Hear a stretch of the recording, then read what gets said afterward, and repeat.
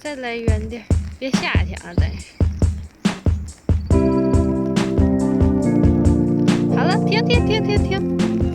I just got something very exciting in the mail. I'm probably more excited than I should be because it's a toy camera. It's the Holga 120 pan. Regular Holgas that we're familiar with takes 6x6 square frames.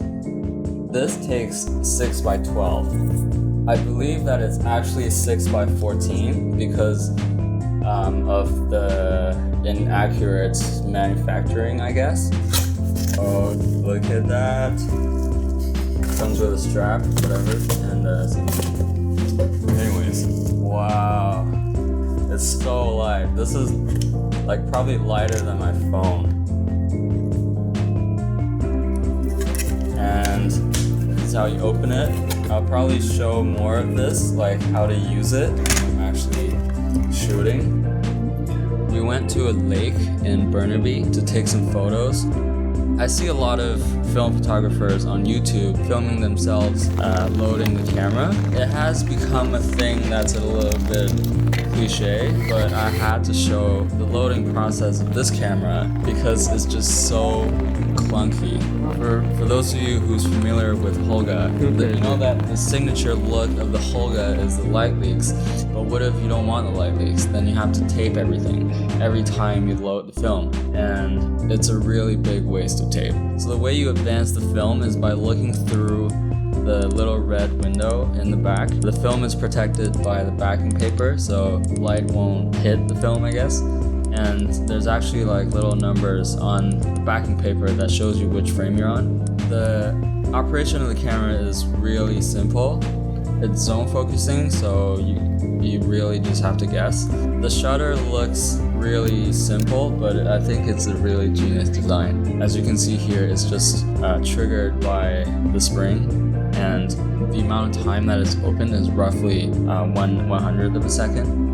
For this photo, I focused at pretty close to infinity because they're more than 3 meters away. And when you're shooting something over 3 meters away on a wide angle lens like this, you're pretty much at infinity.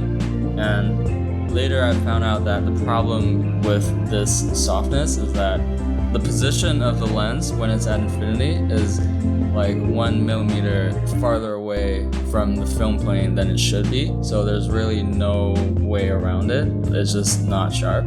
But when you're focusing closer, the lens extends out. If you're lucky, you can get a pretty sharp image. I really love how the bridges kind of branch out into this weird curvy shape. And I really love the composition of this shot. I love the symmetry of this image.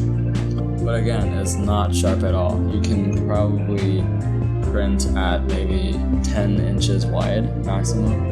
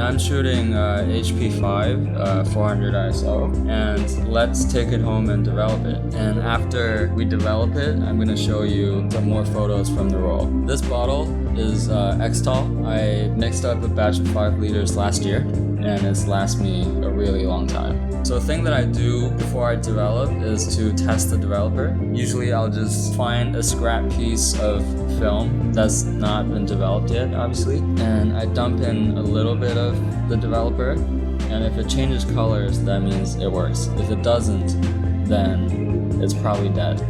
And usually it'll take around a minute to change colors. Just making sure that I do it for the right amount of time, which is 12 minutes for 1+1 X-Tall for HP5 400.